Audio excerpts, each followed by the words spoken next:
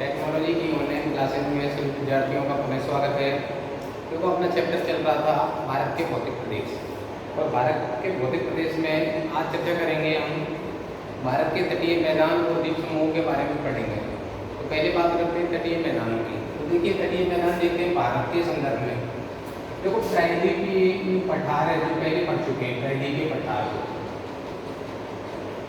यह जो तटीय मैदान है प्रायद्वीपीय पठार के दोनों ओर पूर्व और पश्चिम में तट रेखा के सारे फैले हुए हैं। ये भी आपको ध्यान में रखना है। और बात करें क्योंकि प्रायद्वीपीय पठार ही इन दोनों मैदानों को अलग करता है। प्रायद्वीपीय पठार है दोनों मैदानों को क्या करता है, अलग करता है। और ये है सक्रिय मैदान है, सक्रिय मैदान है। उन नदियों एवं सागरीय लहरों द्वारा क्या है, इनका निर्माण हुआ है। और देखिए इस मैदान की उत्पत्ति की बात करें, इस मैदान की उत्पत्ति कब हुई है, तो वो है ये भाई इयोसीन काल में। इयोसीन काल में तटीय मैदानों की उत्पत्ति इयोसीन काल में। इस मैदान का निर्माण सागरीय तरंगों के अपर्दन व निक्षेपण की क्रिया द्वारा, सागरीय तरंगों की अपर्दन व निक्षेपण क्रिया द्वारा या नदियों की अपर्दन व निक्षेपण के द्वारा इसका निर्माण होता है। तटीय सीमा की लंबाई आपको पहले बता दी थी भारत के परिचय में, फिर भी दोबारा सुन लीजिए, 6100 किलोमीटर।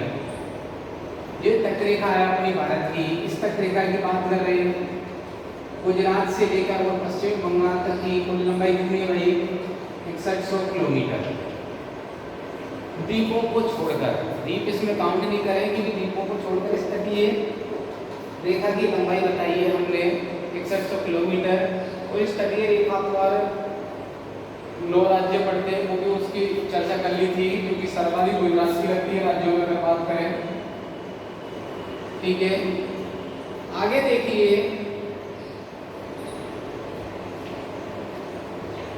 बात करें आगे तमिलनाडु राज्य के नागरकोयल एवं कन्याकुमारी कटक द्वारा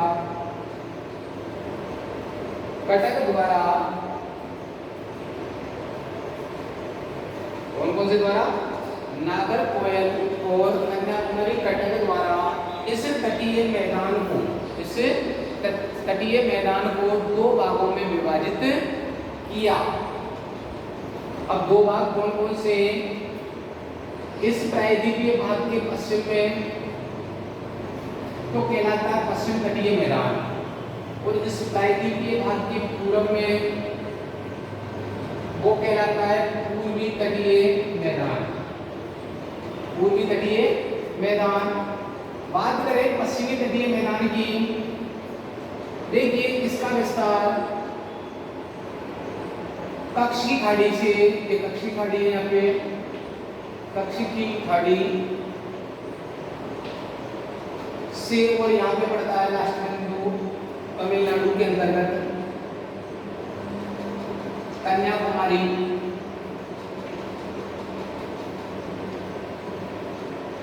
कन्याकुमारी कह सकते हैं, केप कोमोरिन द्वीप कह सकते हैं।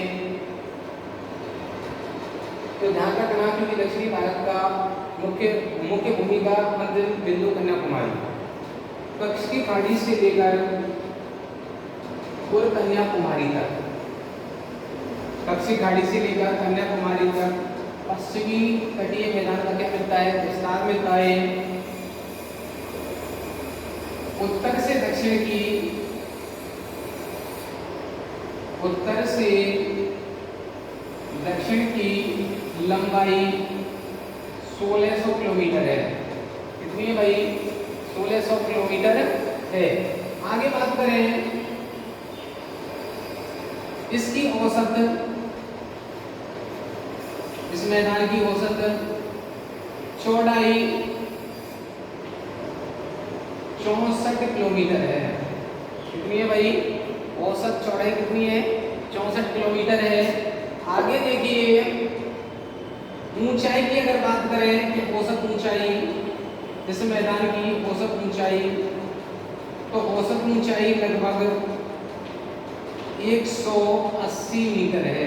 कितनी है भाई? 180 मीटर है। आगे देखिए, इसी पश्चिमी तटीय मैदान को 4 तटों में विभाजित कर दिया। कितने में विभाजित किया है भाई? 4 में। अब 4 कौन कौन से बुझानी है? 4 भागों में। पश्चिमी तटीय मैदान को 4 भागों में विभाजित कर दिया। पहला तो था गुजरात, गुजरात का तट। दूसरा है कोंकण तट। तीसरा है कन्नड़ तट। और चौथा है मालाबार तट। तो ध्यान रखना, पश्चिमी तटीय मैदान को कितने भागों में बांट दिया भाई? 4 तटों में। 4 तट कौन से थे? गुजरात का तट, कोंकण तट, कन्नड़ तट और मालाबार तट। अब देखिए एक एक को बात करें। गुजरात की पहले बात करें, गुजरात का तट। गुजरात के तट की बात करें तो गुजरात के तटीय सीमा के सारे इसका विस्तार मिलता है। और इसी गुजरात के तट पर, इसी गुजरात के तट पर सर क्रीक व कोरी क्रीक, सर क्रीक, कोरी क्रीक विवाद भारत और पाकिस्तान के मध्य चलता है। इसी जगह, इसी गुजरात के तट के सारे, और यहीं पे कच्छ की खाड़ी है, खंबात की खाड़ी भी इसी तट पर है, गुजरात के तट पर। आगे बात करें कोंकण तट। कोंकण तट का विस्तार दमन से लेकर,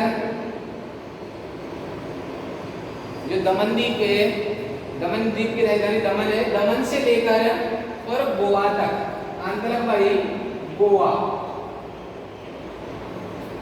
दमन द्वीप से लेकर गोवा तक इसका विस्तार मिलता है, इस तट का।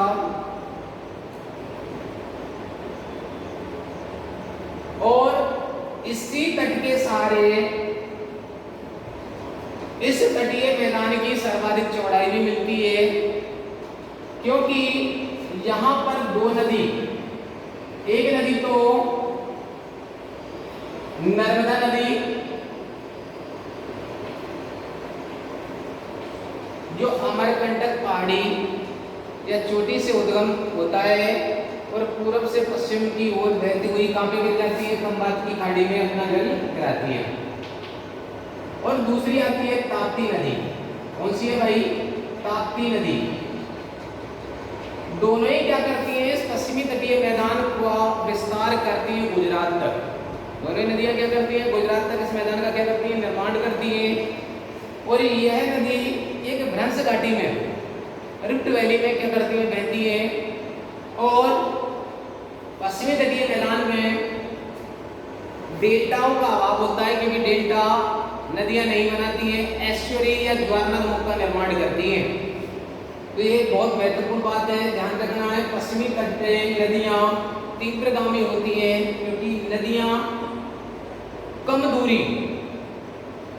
दूरी तय करके आती हैं। इसी कारण उनका वेग तेज होता है, क्योंकि यहाँ इसी के सारे पश्चिमी घाट हैं और पश्चिमी घाट के पश्चिमी किनारे से जन्म लेती हैं और जन्म लेकर ही क्या करती है? तीव्र प्रवाह के कारण डेल्टा नहीं बनाती है। किसका निर्माण करती है? ज्वारनद का, एस्चुरी का निर्माण करती हैं। आगे देखिए, तीसरे की बात करें फिर कौन सा तट है भाई? कन्नड़ तट। कन्नड़ तट की अगर विस्तार की बात करें तो कन्नड़ तट का विस्तार मिलता है गोवा से लेकर और कांतल भाई मैंगलोर तक, कर्नाटक के मैंगलोर तक। कर्नाटक के कांतल मिलता है भाई मैंगलोर तक, कर्नाटक के। इसका विस्तार मिलता है। आगे देखिए जो चौथा तट है मालाबार तट।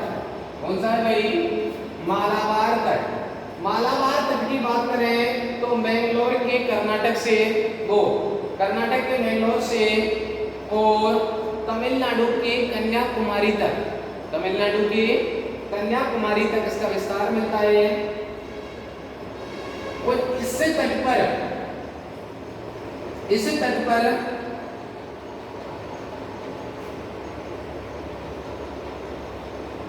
बैक वाटर की घटनाएं देखने को मिलती हैं। एक प्रकार से सर्प के भांति जल आगे की ओर जाता है समुद्र का और आगे खड़ा होकर पुनः वापस पीछे की ओर आता है, उसे बोलते हैं बैकवर्ड, मतलब बैकवास जल। तो ध्यान रखना, उसी के कारण यहाँ पे झीलों का निर्माण हो जाता है जिन्हें कयाक कहते हैं। क्या बोलते हैं? कयाक कहते हैं। इस तट की प्रमुख विशेषता है, मालाबार तट की विशेषता क्या है? सबसे सर्वाधिक कयाल मिलते हैं यहाँ पे, ठीक है ना? ध्यान रखना है। बेम्बानंद झील है और इस तट में मिट्टी उपजाऊ है क्योंकि नदियों द्वारा निर्मित है।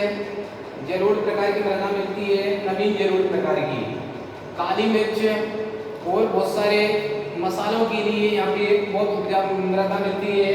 आगे बात करें, इस जो बालू है यहाँ की जो मिट्टी में मालाबार के तट का बालू है, रेत है, उसमें मोनोजाइट, जिरकोन व थोरियम आणविक जो पदार्थ हैं, खनिज जो पदार्थ हैं वो सर्वाधिक मात्रा में पाए जाते हैं। ये तो बात करी हमने किसकी? पश्चिमी तटीय मैदान की।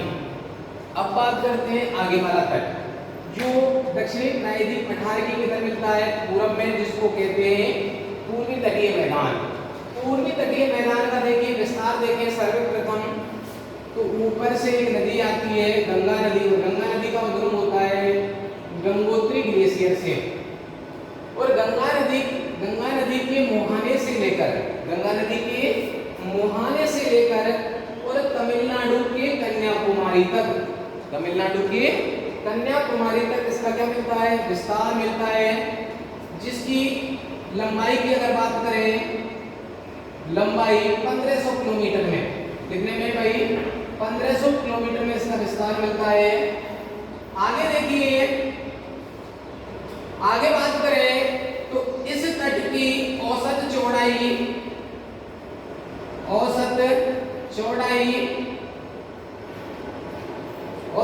की बात करें तो 16 किलोमीटर से और 480 किलोमीटर के मध्य मिलती है। कितने मिलती है भाई? 16 किलोमीटर से 480 किलोमीटर के मध्य मिलती है इसकी औसत चौड़ाई। आगे देखिए, इस तट को दो भागों में विभाजित कर दिया गया है। उत्तरी सरकार तट और नीचे वाला कोरोमंडल तट के नाम से जाने जाते हैं। उत्तरी सरकार तट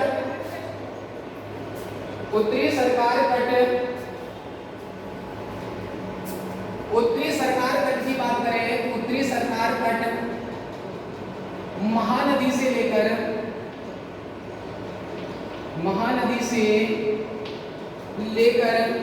कृष्णा नदी तक इसका विस्तार मिलता है। और इसी तट के सारे कुछ बंदरगाह स्थित हैं, जैसे कि कोलकाता बंदरगाह, हल्दिया बंदरगाह, विशाखापट्टनम बंदरगाह स्थित है। आगे बात करें कोरोमंडल तट की, तो कोरोमंडल तट का विस्तार कृष्णा नदी से लेकर और कहां तक मिलता है भाई? कावेरी नदी तक इसका विस्तार मिलता है।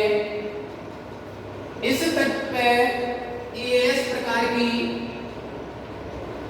जलवायु मिलती है जो पूरे विश्व में एक ही स्थान है कोरोमंडल तट। इस प्रकार की जलवायु शीतकाल में वर्षा और ग्रीष्मकाल शुष्क। इसकी क्या है विशेषता है? तो ये तो बात करी हमने तटीय मैदान। 1 मिनट है आपके पास में, इसका स्क्रीनशॉट ले लीजिए।